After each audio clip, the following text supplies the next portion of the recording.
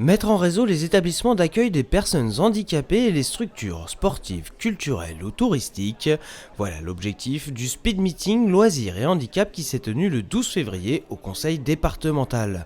L'idée est simple, chaque structure de loisirs dispose de 5 minutes pour présenter ses services adaptés à un ou plusieurs représentants de foyers pour personnes handicapées. Pour cette première, 34 prestataires de loisirs et 70 établissements ou associations ont répondu présent et ce n'est qu'un début.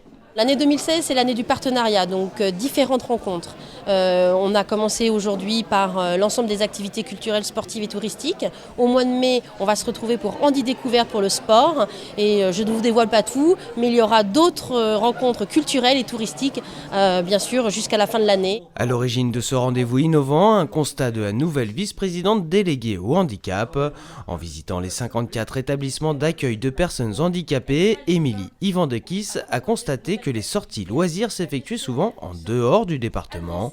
Le Val d'Oise dispose pourtant de nombreux sites offrant des services adaptés, comme ont pu le constater les représentants d'établissements. C'est très original, je ne connaissais pas du tout, c'est assez dynamique, c'est vivant et puis on est bien accueillis.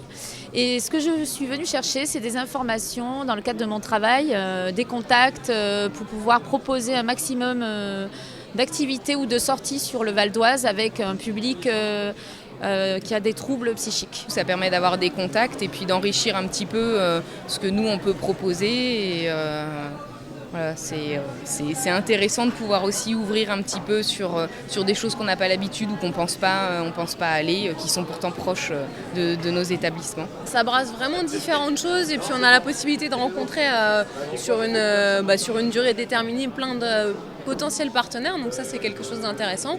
C'est un petit peu court, mais comme on prend les contacts, en même temps ça permet après de pouvoir, une fois qu'on retourne au bureau, au travail, de relancer, de peut-être mettre en place des partenariats. De nouvelles possibilités de sortie pour les établissements d'accueil des personnes handicapées d'un côté et de l'autre, un renforcement durable de la fréquentation pour les structures de loisirs du territoire.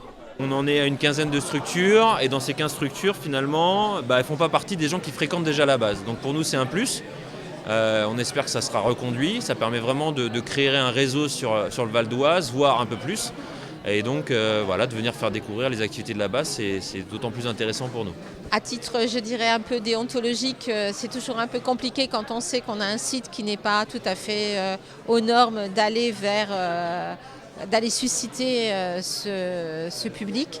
Donc là, je suis ravie d'avoir pu rencontrer des personnes d'Argenteuil, de Sarcelles, Herblay, donc des communes qui sont quelque part un petit peu plus éloignées de notre premier périmètre.